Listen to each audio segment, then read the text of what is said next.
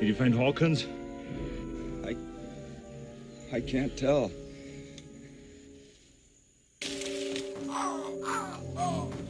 What in God's name? I think it's Hawkins. So, it's 1993 and life is good. You've just watched a fantastic movie at the cinema and Commodore has yet to go bankrupt. You've got your hands on one of the hottest games of the year. But if you couldn't afford a PC, then you were probably playing Cannon Fodder on your Amiga. So, let's grab our grenades, insert disc 1, and find out why Cannon Fodder is so awesome. Unlike the awesome Command & Conquer series for the PC, which was still 2 years away at this point, you can't build or create soldiers or equipment. You need to complete your objectives with whatever you're given at the start of the game and what you can find along the way. Cannon Fodder is so much fun, but generally that doesn't come from doing the shooting, but from working out exactly how to complete the mission with what you were given and the resources that you can find along the way. The game has a lot of rock, paper, scissors style mechanics which you'll need to learn if you want to have a chance of getting through the game at all. Some of these mechanics are subtle in the way they affect the gameplay. Your tiny soldiers can fire an infinite number of bullets for a limited distance. However, those bullets can only really take out other soldiers and landmines. You can move while shooting, but your squad will move slower when you're doing that, so you have to be careful when you're shooting. This can be a real big deal on the later, more hectic missions. One of the great things about most of the mechanics is that they apply to both you and to the enemies. So anything that can give you an advantage, like being able to move fast in a jeep, well, if the enemy gets a jeep, then they're going to be able to move fast too. Grenades can be thrown over obstacles but have a limited distance, and rockets can fire as far as you can scroll the screen but generally can't fire over obstacles. These rules will also apply to the enemies that you encounter, so that's going to keep you on your toes. You'll have a limited supply of the explosives at the start of the game, and you might be able to find more along the way. When you do find them, if you shoot them, that's going to cause an explosion, and this can be used to your advantage, or it can ruin your day if one stray bullet just happens to hit something it shouldn't. This actually adds choice to how you can use the pickups, or can cause you problems if you don't control your firing. Remember, short, controlled bursts. Often, with the resources like explosives being limited, then you might need to find more creative ways to take out your targets. This is where the friendly fire system of Cannon Fodder comes into play. You can't shoot your own guys with the bullets, and the enemy can't shoot their own guys with their bullets. No blood, no bodies. We hit nothing. But anything that explodes will do as much damage to you as it will do to anyone else. This means you quite often have the capability to blow up your own troops by accident, but the enemy also has the same problem. Once you start to master the game, you can use this to your advantage and try to get the enemy to take themselves out, either to save on the limited resources that you've got, or because you don't actually possess the capability to do it with what you've got right now. There's buildings that will continually spawn enemies and can only be taken out with explosives, but both the door and the roof that are ejected from it when it explodes, they're actually deadly and can destroy things that get in the way, and that's whether it's you or the enemy. Wasting too many grenades and rockets early on in the game might actually prevent you from completing the mission if there's a building that you can't destroy.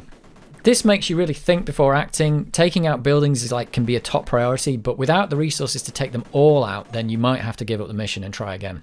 There are some special kinds of enemy troopers that don't move, they don't fire bullets, but they will only fire long-range rockets at you. They have the ability to wipe out your troops in a single shot. Much of the strategy in combating them is to decide whether to close them down and shoot them, or to use one of your precious rockets from a distance. The game will often put water between you and them, or have you fighting them whilst being attacked from other directions to add to the complexity. There's also turrets, which are immobile but can fire infinite amounts of heavy artillery, and once you're inside one, your troopers are protected from bullets, but a single explosion is going to take out the whole turret and kill everyone inside. And needless to say, you can quite easily explode yourself as well if you're not careful. As the game progresses, buildings start to change for armoured bunkers, which can no longer be destroyed with your grenades or rockets, and they have to be taken out with heavier artillery, either from turrets or from tanks. It's the choice and the strategies that provide a lot of the entertainment in Cannon Fodder. Sometimes the level design goads you into a seemingly easy choice which can turn out to be deadly. It's actually the thought that goes into the combat that makes the game fun to play. The fun comes from working out how to finish the mission, and not usually in the execution of that. There are some missions that require you to rush it rather than hanging back and taking a more controlled approach, and working out when to do that and when not to do that is part of the challenge and the fun. To aid in your strategies, there's also a map of the battlefield available. Unlike Command & Conquer, there's no fog of war, but it will show you the land, the water, the building and turret placements. Often the trick to finishing the level will be to locate an important item such as a tank or a jeep, which could be the key to being able to finish the mission. And there's an ability to split up your troops into 3 groups, which can also be the key to success as the missions get more difficult.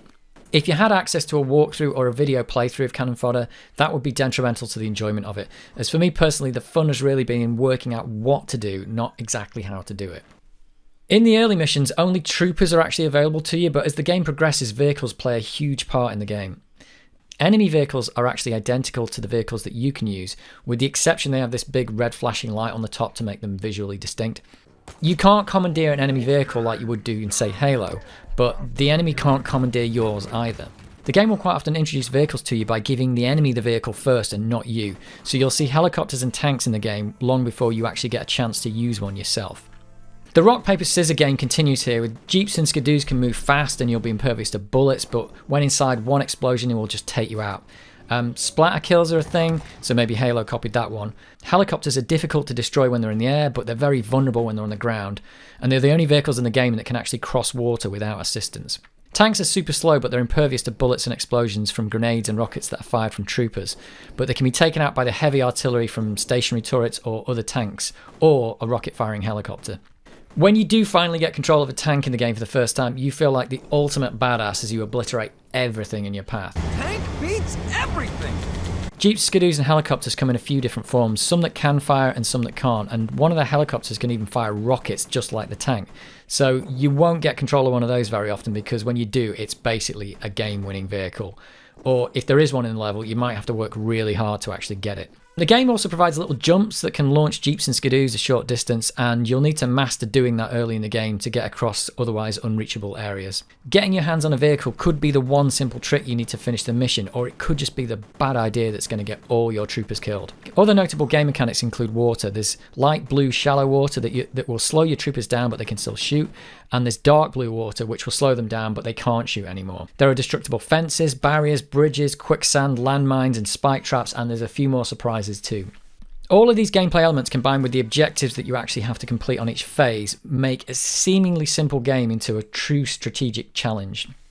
So although Cannon Fodder was released in the same year as the Amiga 1200, like many of the games, it didn't take advantage of its increased graphics capabilities. This was almost certain to make the game compatible across the entire existing range of Amigas. But that said, the graphical style with its adorable tiny troopers and its caricatured vehicles still hold up quite well, and I think have aged well as the years have passed. There are 5 visually distinct battlegrounds. There's jungle, Arctic, desert, moorlands, and there's an underground base. And I know what you're thinking, underground base, I've never heard of that. Well, don't be upset, because the game is so hard that I never got that far back in the day to actually see it. Each one of these battlegrounds comes with its own rolling intro with a parallax scroller that introduces the mission, and it gives you an idea of the feel of things to come. The graphics for the different mission battlegrounds are really just a reskin of the game. They actually don't provide any mechanical differences between the battlegrounds, but it is a welcome sight to have a change in scenery when a mission is completed. The exception to the reskinning is that the jungle and moors missions have really well camouflaged enemy troopers who can quite often take you by surprise due to their similarity to the background. Whereas in like Arctic levels, everybody wears bright blue and they stand out from the background like a sore thumb. But that's no bad thing, as it's a welcome respite from being ambushed around every tree. The other exception appears to be the underground base doors, which you often must blow up to blow a hole through a wall to get to the next section. So I think Cannon Fodder and the Amiga had excellent sound for its day. Each one of the visually different battlegrounds have their own ambient sound that really brings the game to life.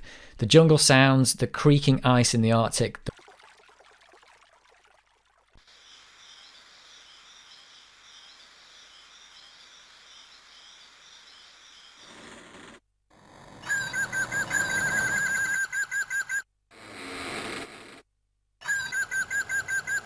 windy deserts and the tweeting birds on the moors.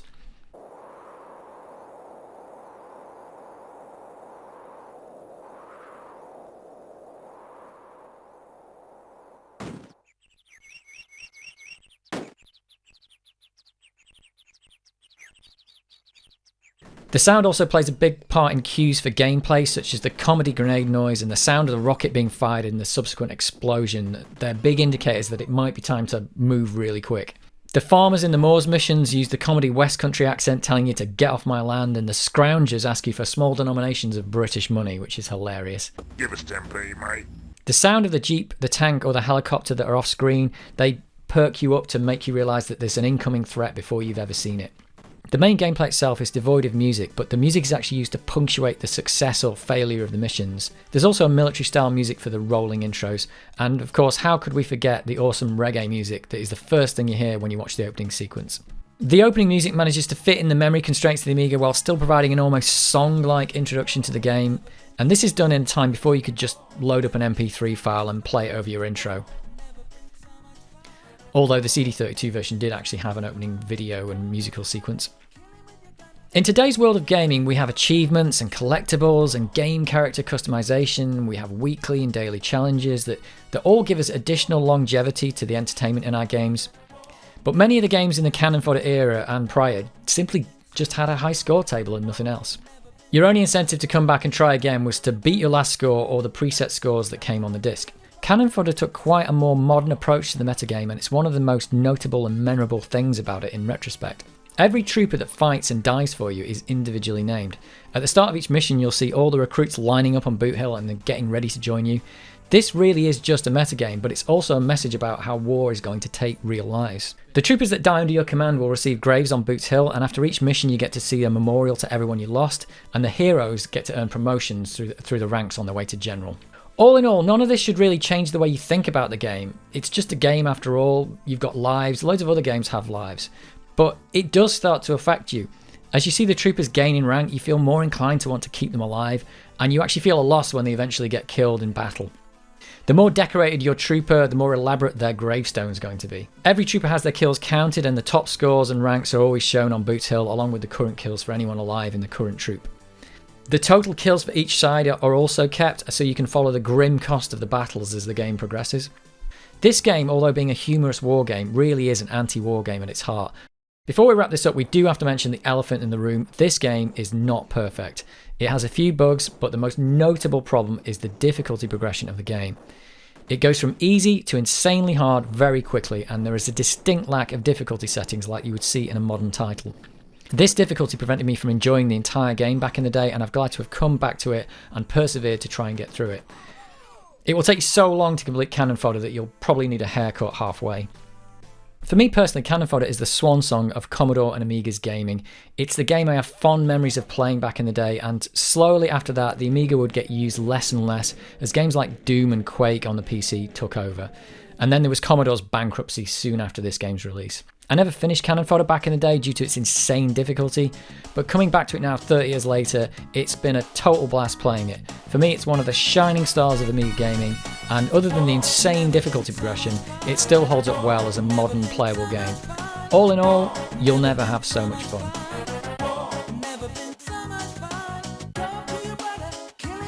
And that is why Cannon Fodder for the Amiga is so awesome. Give us 10p, mate.